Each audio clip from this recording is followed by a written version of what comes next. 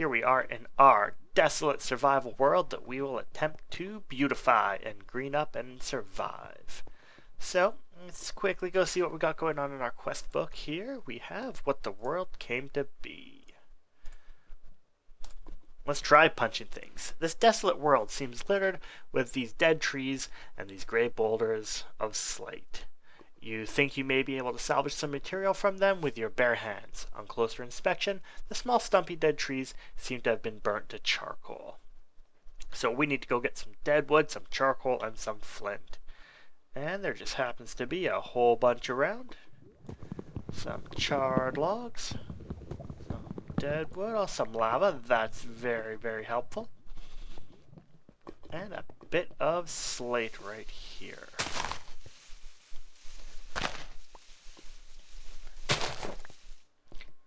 It's always worth noting that when you come up to these, you got a difference between them. There's a slight textural difference. The top one is a charred log, and the bottom is the dead wood. The charred log is the one that you get the charcoal out of, when the dead wood is the one that you don't. So if you're looking for something specific, there's a slight difference on it that you want to check out and see. And that should be enough for our quest there. So it is. We get 12 apples for that. We got such a tool as our next quest. The materials you scrounge from the boulders and dead trees should be sufficient to make some rudimentary tools.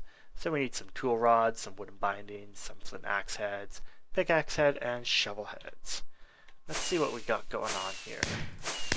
Just 2 of them gets us a pickaxe head. We want 2 axe heads.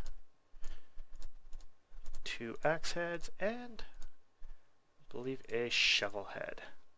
I might actually, I think I'm short for the shovel heads. Never a problem.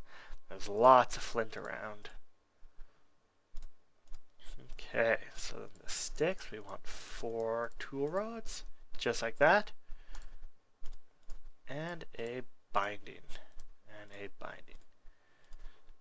So, let's see what our quest is doing for us. We have our detection task. We have to make a flint pickaxe, a hatchet, a mattock, and a shovel. So, it's just a simple matter of 1 pickaxe,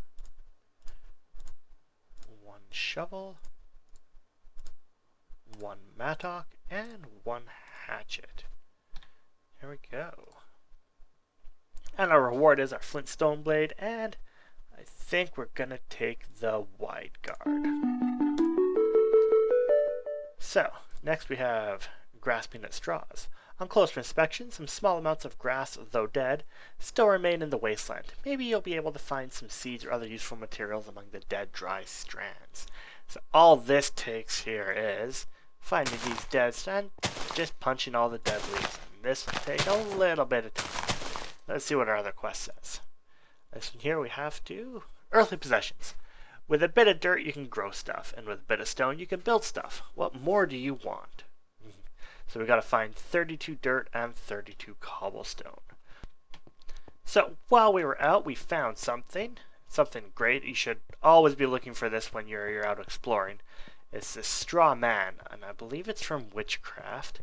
And for early on in the game, this straw here will turn into wheat, which will turn into bread, and there'll be more than enough that we're ever going to need. The only thing to watch for is normally, there it is.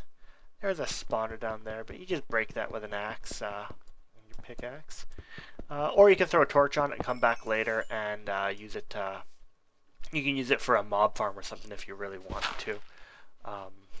I've never really done that yet, but I'm sure if you really wanted to get some skeletons for some early bone meal, that's a really good way to get some bone meal. Okay, so we're back. We are in our flat area that we put down. There was a little bit of technical difficulty, but all we really missed was completing earthly possessions. So we just handed in the cobblestone and we picked up some marble, and we started up this pattern response. Basic tools are all well and good, but you feel you should put together a workshop of sorts, with the means to make yourself better tools upon the material becoming available. So all we need for this is a tool station, a stencil table, a part builder, pattern chest, crafting table, and a furnace. Oh, it's getting near nighttime. We should probably build ourselves a quick little shelter. So we're gonna do that real quick, and then we'll get to building that quest. Just a moment, and we'll be right back when we're safe. So let's get back to working on our quest. So we still need our furnace, the pattern chest, the part builder, the stencil table, and the tool station. So with our crafting table, pretty easy stuff to make. One furnace. Let's just throw it down there. We want a pattern chest, which is right there. And this chest and a pattern. We're going to need a bunch of blank patterns.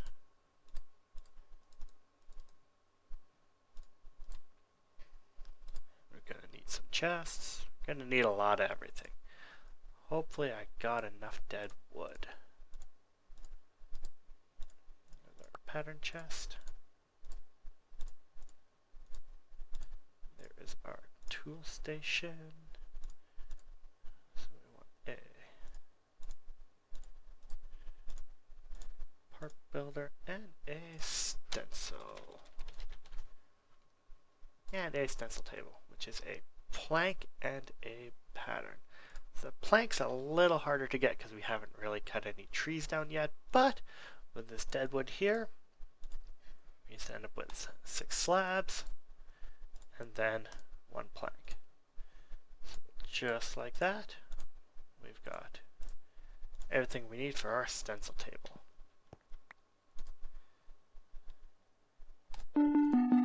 So that's that done. Let's go place them down. We'll turn this corner into our crafting area of sorts.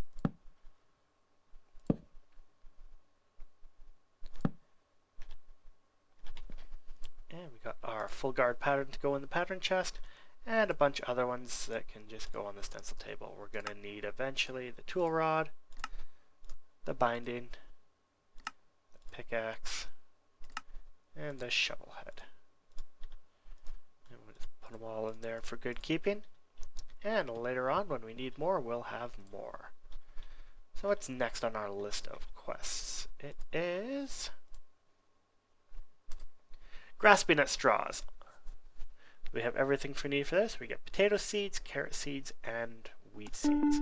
This is basically the main start to farming everything that we need on here, and it gets us going. First, we need buckets of stuff. We found plenty of water pooled around the world. While it may be kind of murky, it does the job and will be useful for farming, but you need a way to move it around. Maybe you'll be able to form a crude bucket of some of the clay you've pulled up from the dead grass. And we should have enough clay somewhere. It's probably in my chest already. There we go, 5 clay. So how we do is we just clay, unfired clay bucket, and detection task is to fire the clay bucket. And we'll just stick it in there with a piece of charcoal. And before you know it, we'll have our clay bucket. There we go, 1 fired clay bucket. And we get some bone meal and some more dirt from this. So, not Farmville 3. Some of the seeds you've scrounged should make a good start for a farm. Maybe you'll actually be able to feed yourself that way. We need crops.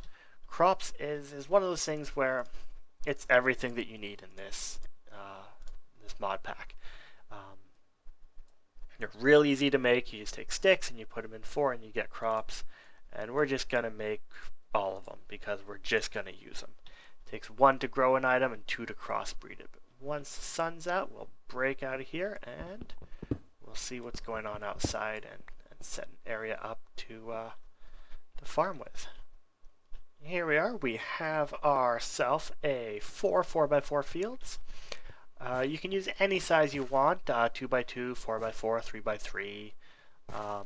Don't get too big though, or you'll start actually losing some of your water when it goes in. And because we're right next to the ocean, we don't need to make ourselves a infinite water supply right now. So we're just going to go and use the ocean while we can. It helps it out. So this water here should irrigate all of our fields. And with our Maddock, we go and turn it into farmland. Now, once it is farmlanded, you can't just take your carrot seeds and put them down like you're used to. It just won't go on the ground. You have to use the crops. The crops goes in one, and that there lets you plant a seed in it. And then you can put it next to it, and you can do that to carry your crops around. On a 4x4, what you really want to do is fill the whole thing up with the crops. And you just seen that happen. So we can go and put a double on there, and that'll allow the plant to grow from the carrot. It'll then grow over to the next one there. So all we're going to do is fill them up with the sticks and the double crops, and that'll allow it to grow out. And we're going to do that for our everything, for our carrots. We'll put our potatoes right here, and we'll just get everything all set up. And we'll check back in and we'll see what the quest book has for us to do. Okay, here we go. We have our plants growing. As you can see, we've got our carrot seeds. It's gone and helped itself to the rest. With the double sticks on the crop, it helps the plant grow over to it and mutate as well. The potatoes are growing and our wheat's growing. So that's great. Once it starts going around, it'll start improving and just duplicating itself. So let's see what we're going to do next. So we need some wheat, some sugarcane, and some mandrake root for the next part. And we make this by crossbreeding the plants. It's the best part of the mod on here. And as you can see, you need wheat plus carrot to produce sugarcane, and potato and belladonna to make mandrake. So let's make some sugarcane first. That's a little harder to do because you have to have some sand for it to grow on. But since we have a bucket, easiest way to get sand is use a bucket, some of your cracked sand, and that gets you normal sand. The other way is if you're out and about and you happen to see some red sand on the ground, you can then go and dig that up, and that will work just the same as your normal sand. So you set those up. We need wheat and carrot. So we'll set it up over on this side here. Just take our carrot, and you can take your carrots, get your seeds out of it, and we'll set up our carrot seed. And we need a wheat seed. Now, wheat doesn't give you the seed when you break it. You get your wheat flour, which you use to make bread. What you do for the wheat seed is you grow it, you break it, and you get your seeds out of it. And then you put the crop back, and then that there, when the other one matures, we'll just bone meal that along to help.